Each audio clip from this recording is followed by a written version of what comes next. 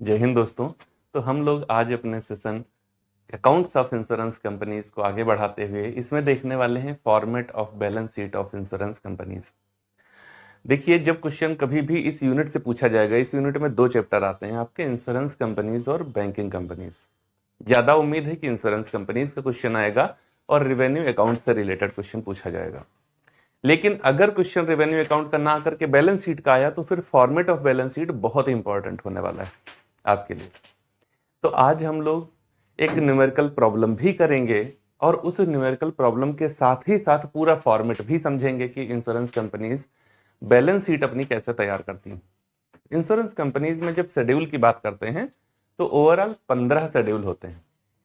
4 schedule उसके revenue account से related होते हैं, शेड्यूल नंबर 1, 2, 3, 4, जो premium earned net, claims incurred, commission paid और ऑपरेटिंग एक्सपेंसेस के नाम से जाने जाते हैं। बचे हुए 11 शेड्यूल बैलेंस शीट से रिलेटेड होते हैं, जिसमें 3 शेड्यूल लायबिलिटी से रिलेटेड होते हैं और बचे हुए 8 शेड्यूल असेट्स से रिलेटेड होते हैं। तो आज ओवरऑल 11 शेड्यूल की बात करने वाले हैं हम लोग साथ में मिलकर के, और मेरा पूर्ण विश्वास है कि अगर लगातार आप हमारे साथ लगभग अगले 12 से 15 मिनट बने रहे तो बैलेंस शीट का फॉर्मेट फिर आप कभी नहीं भूलेंगे, आपको बहुत ही सरलतापूर्वक याद हो जाएगा। तो चलिए बिना किसी विलंब के स्टार्ट करते हैं। प्रैक्टिकल प्रॉब्लम भी देखेंगे और साथ ही साथ हम उसका फॉर्मेट भी समझेंगे। तो जब फॉर्मेट की बात करी जाएगी तो ऐसे फॉर्मेट बनाते हैं। फॉर्म बी बीएस रहता है इसका, रेवेन्यू अकाउंट हो तो फॉर्म बी आरए होता है और पीएल हो तो फॉर्म बी पीएल होता है। तो बैलेंस शीट बना रहे हैं इसलिए फॉर्म बी बीएस होता है। फिर लिखा जाता है registration number and date of registration with IRDA. जिस इंश्योरेंस कंपनी की बैलेंस शीट हम लोग तैयार कर रहे हैं उसने आईआरडीए में कब रजिस्ट्रेशन कराया और उसका रजिस्ट्रेशन नंबर क्या है। फिर उसके बाद में बैलेंस शीट हम किस डेट में तैयार कर रहे हैं, तो बैलेंस शीट एज ऑन 31 मार्च को ही बनाएंगे। डेट कुछ अलग अलग हो सकती है, तो जो भी डेट होगी उसको मेंशन कर लिया जाता है आगे। फिर फॉर्मेट होता है particular, schedule number, current year amount और previous year amount. Previous year amount का हमारे पास यूज ज्यादा नहीं होगा, मतलब ये खाली रहेगा। तो शेड्यूल नंबर और करंट ईयर अमाउंट का कॉलम हम लोग यूज करेंगे। फिर 2 कॉलम रहते हैं, इधर लायबिलिटी और एसेट्स नहीं होता है, यहाँ सोर्सेज ऑफ फंड और एप्लीकेशन ऑफ फंड होता है। क्या सोर्सेज ऑफ फंड, एक इंश्योरेंस कंपनी कहां कहां से क्या क्या स्रोत हैं जहां से उसके पास फंड आता है। फिर एप्लीकेशन या यूजेस ऑफ फंड, अर्थात कहां कहां उसका पैसा जाता है।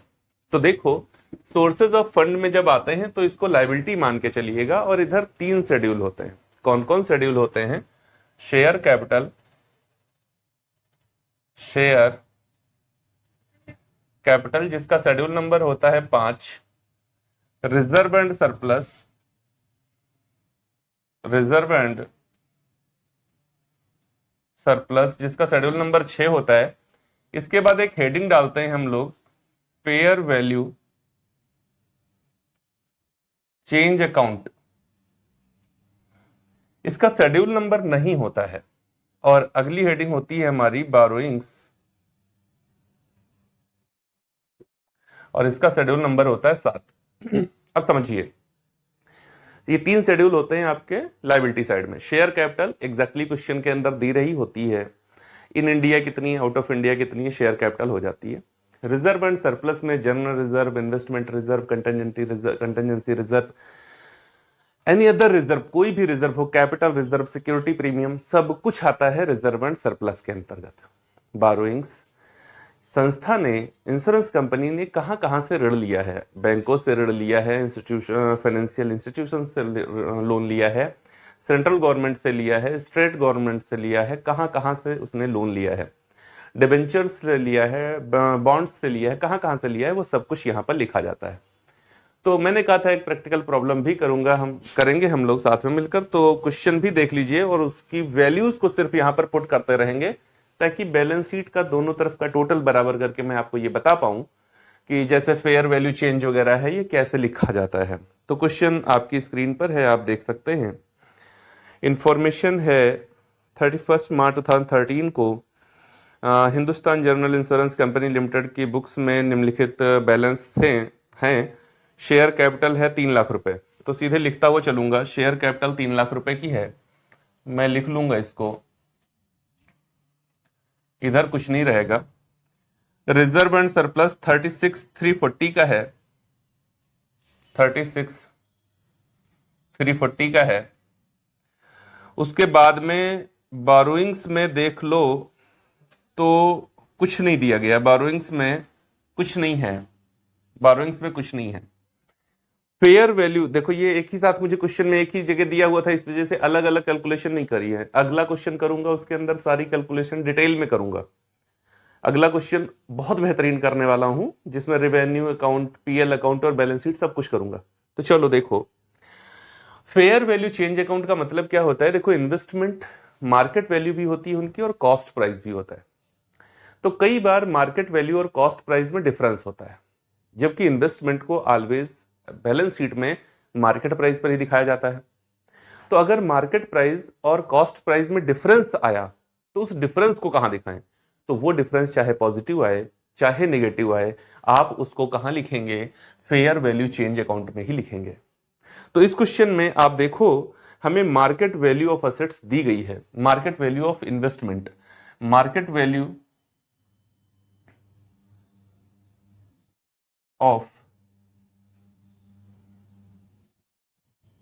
इन्वेस्टमेंट हमको कितना दिया गया है। Market value of investment question में लिखा है 2,40,100 रुपए, 2,40,100 रुपए। कॉस्ट, कॉस्ट प्राइस भी दिया गया है।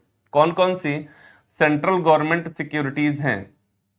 तो सेंट्रल गवर्नमेंट सिक्योरिटीज देखो, गवर्नमेंट सेंट्रल गवर्नमेंट सिक्योरिटीज 1,92,100 रुपए की हैं, 1,92,100 रुपए की हैं। स्टेट गवर्नमेंट सिक्योरिटीज भी हैं क्वेश्चन में, स्टेट गवर्नमेंट सिक्योरिटीज 34,500 रुपए की हैं, 34,500 रुपए की हैं। उसके बाद में देखो, शेयर इन अ कंपनी 20,200 रुपए के हैं, शेयर 20,200 रुपए के हैं। ये सब कॉस्ट है, कॉस्ट प्राइस पर। अब इनका अगर मैं, और नहीं है कुछ, तो इसका टोटल कर लिया जाए, 5 1 6, 6 2 8, 4 2 6, 3 2 5 9 5 14 और 1 और 1 2, 2,46,800 रुपए। कितना, 2,46,800 रुपए। अब देखो, इन्वेस्टमेंट मार्केट प्राइस पर, जब सारे इन्वेस्टमेंट मार्केट प्राइस पर लाते हैं तो वो 2,40,100 रुपए के हो रहे हैं, लेकिन उनकी कॉस्ट जो है वो 2,46,800 रुपए है। तो अगर मैं यहां से 2,46,246,800 माइनस करूंगा तो डिफरेंस क्या आएगा, माइनस में आएगा, 8 से 1 जाएगा तो 7, यहां पर 6 और बाकी तो कुछ नहीं आएगा, 6,700 रुपए माइनस में आ गए हम। तो 6,700 रुपए यहां पर माइनस में फेयर वैल्यू चेंज अकाउंट में लिख लिया जाएगा। बात क्लियर हो रही है। इस तरीके से कॉस्ट और मार्केट प्राइस ऑफ इन्वेस्टमेंट दोनों का जो डिफरेंस आएगा, पॉजिटिव या निगेटिव, जैसे मान लो मेरा मार्केट प्राइस 2,40,100 था और मेरी कॉस्ट प्राइस 2,35,000 समथिंग आ जाती है, तो पॉजिटिव वैल्यू होती है और मैं पॉजिटिव वैल्यू को यहां पे लिख लेता। तो चलो इसका टोटल कर लेता हूं इसको सब, ये हमारा टोटल ए हो जाता है। बैलेंस शीट का लायबिलिटी साइड इतने में ही तैयार हो जाता है। तो एक बार इसका टोटल कर लेता हूं, देखो कितना आएगा। तो 3,00,000 रुपए की एक वैल्यू है मेरी, प्लस 36,000, 36,340 माइनस 6,700, 329,640, 329,640, ये हमारा इधर का टोटल हो गया लायबिलिटी साइड का। चलो अब असेट साइड में देखते हैं बैलेंस शीट हम लोग कैसे तैयार करेंगे। एक बार आंसर भी देख लेता हूं। हाँ, 3,29,640 रुपए मेरा बैलेंस शीट का टोटल यही आ रहा है। अब देखो असेट साइड में आओ, देखो यहां पर क्या क्या लिखा जाता है।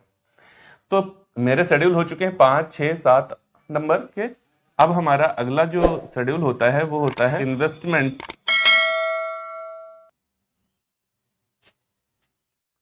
ये शेड्यूल नंबर 8 होता है। इसके बाद में लोन शेड्यूल नंबर 9 होता है। फिर उसके बाद फिक्स्ड एसेट्स शेड्यूल नंबर 10 होता है। फिर करंट एसेट्स और करंट एसेट्स नहीं होती एक्चुअली, यहां पर लिखा जाता है आगे चल करके कैश एंड बैंक बैलेंस। ये शेड्यूल नंबर 11 होता है। एडवांसेस शेड्यूल नंबर 12 होता है। और यहां का टोटल फिर करते हैं हम लोग, तो ये हमारा सब टोटल ए होता है, सब टोटल ए होता है। उसके बाद में जब हम लोग करंट लायबिलिटी में आते हैं तो यहां पर करंट लायबिलिटी शेड्यूल नंबर 13 होता है। और प्रोविजंस प्रोविजंस शेड्यूल नंबर 14 होता है। और यहां का हमारा टोटल होता है सब टोटल बी। इस तरीके से एसेट साइड की सभी लिस्टें तैयार, शेड्यूल तैयार किए जाते हैं। देखो 11 शेड्यूल मैंने बताए थे, 3 ये हो गए, 3 3 6, 6 4 10। 11 नंबर शेड्यूल जो 15 नंबर शेड्यूल होता है वो सबसे नीचे होता है और बैलेंस शीट के टोटल को प्रभावित नहीं करता। तो पहले तो इन शेड्यूल को हम लोग तैयार करते हैं अपने क्वेश्चन में दी गई इंफॉर्मेशन के अकॉर्डिंग। तो इंफॉर्मेशन देखो हमारे पास क्या है, यहां पर देखते हैं कौन कौन सी चीजें हैं। तो इन्वेस्टमेंट तो देखो मेरे पास है 2,40,100 रुपए का, 2,40,100 रुपए का इन्वेस्टमेंट मार्केट वैल्यू पर ऑलवेज लिखा जाता है। ये हमेशा कौन सी वैल्यू पर लिखा जाता है, मार्केट प्राइस पर इसको लिखा जाता है। फिर उसके बाद देखो क्या और कुछ है आपके पास, लोन्स है 10,000 रुपए का लोन है आपके पास, कितना 10,000 रुपए का लोन है। फिक्स्ड एसेट्स क्वेश्चन में देखो, फिक्स्ड एसेट्स क्वेश्चन में है 1,02,900 रुपए की, 1,02,900 रुपए की। ये क्वेश्चन केवल फॉर्मेट बताने वाला क्वेश्चन है, मतलब फॉर्मेट आप समझ जाएं बस। अगला क्वेश्चन जो करेंगे वो कैलकुलेशन के साथ में करेंगे पूरा। उसके बाद में फिर करंट एसेट्स में देखो आपको कैश एंड बैंक बैलेंस दिया गया है 16,000 रुपए, 16,000 रुपए। ये इधर नहीं लिखा जाता, यहां लिखा जाता है। तो ये 16,000 रुपए हम लोगों ने यहां पर इसमें लिख लिए। फिर एडवांसेस 10,900 रुपए दिए गए, कितने 10,900 रुपए दिए गए। इसका टोटल कर लें तो 26,900 रुपए टोटल आया हमारा असेट्स का। अब करंट लायबिलिटी देखो कितना दिया गया, तो करंट लायबिलिटी है 6,600 रुपए, 6,600 रुपए करंट लायबिलिटी है। और प्रोविजंस दिए गए हैं 43,660 के, 43,660 के, 43,660 रुपए के प्रोविजंस हैं। अब इसका जब हम टोटल करेंगे तो कितना टोटल आएगा हमारा, तो इसका टोटल देखो 0 6 6 6 12 6 3 9 1 10 और 4 1 5, कितना आया 50,260 रुपए का टोटल आया।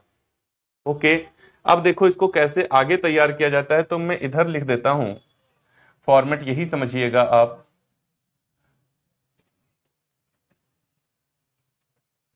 ये कॉलम वही है, ये शेड्यूल नंबर है, ये करंट ईयर अमाउंट है और ये प्रीवियस ईयर अमाउंट है, क्योंकि इसके बाद आपको नीचे दिखेगा नहीं। तो फिर लिखा जाता है net current assets, net current assets सब टोटल सी बराबर ए माइनस बी। ए माइनस बी करो, जो भी आए उसको आप सब टोटल सी के तौर पर, नेट करंट एसेट्स के तौर पर लिख लो। तो नेट करंट एसेट्स देखो कितनी आएगी, आपके पास लायबिलिटी ज्यादा है तो 50,260, 50,260 माइनस 26,900, 23,360 रुपए का बैलेंस आपका आएगा। कितना आएगा 23,360, और ये माइनस की वैल्यू है, बस हो गया। तो अब हम लोग इसका टोटल कर लेंगे, total B, total B, total A हो गया था बैलेंस शीट का, टोटल बी अगर मेरा एग्जैक्ट आ गया इसका मतलब बैलेंस शीट मेरी सही बन गई है। तो चलो इसको देखते हैं कैसे इसका टोटल किया जाएगा। भैया 2,40,100 रुपए के इन्वेस्टमेंट हो गए, प्लस 10,000 रुपए का लोन हो गया, प्लस 1,02,900 रुपए की फिक्स्ड एसेट्स हो गई, और उसमें से हमने माइनस कर दिया 23,360 रुपए।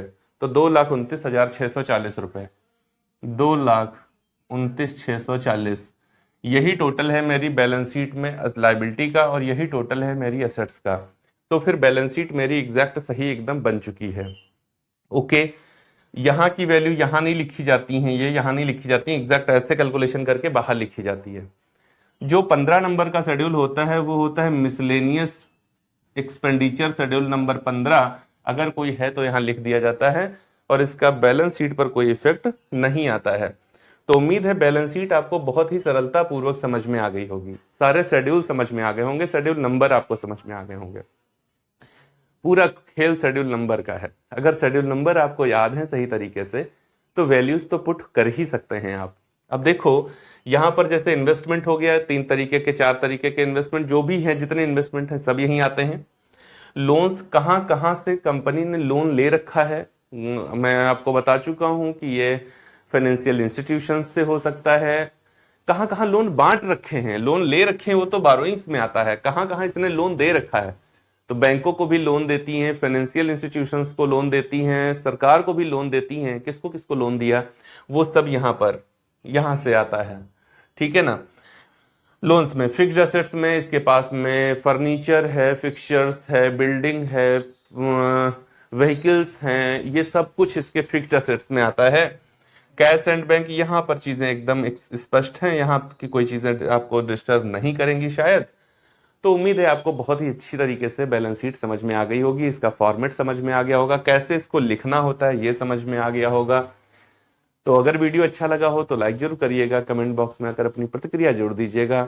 चैनल को सब्सक्राइब नहीं किया है तो कर लीजिए, बेल आइकन को प्रेस कर लो ताकि आने वाले वीडियोस का नोटिफिकेशन आपको फटाफट मिल सके। मिलेंगे अगले वीडियो में और वहां पर लास्ट क्वेश्चन होगा मेरी तरफ से इंश्योरेंस कंपनीज का, जिसमें मैं रेवेन्यू अकाउंट, पीएल अकाउंट और बैलेंस शीट विद कैलकुलेशन बहुत ही डिटेल में समझाऊंगा, एक बड़ा सा क्वेश्चन करूंगा। तब तक के लिए जय हिंद दोस्तों।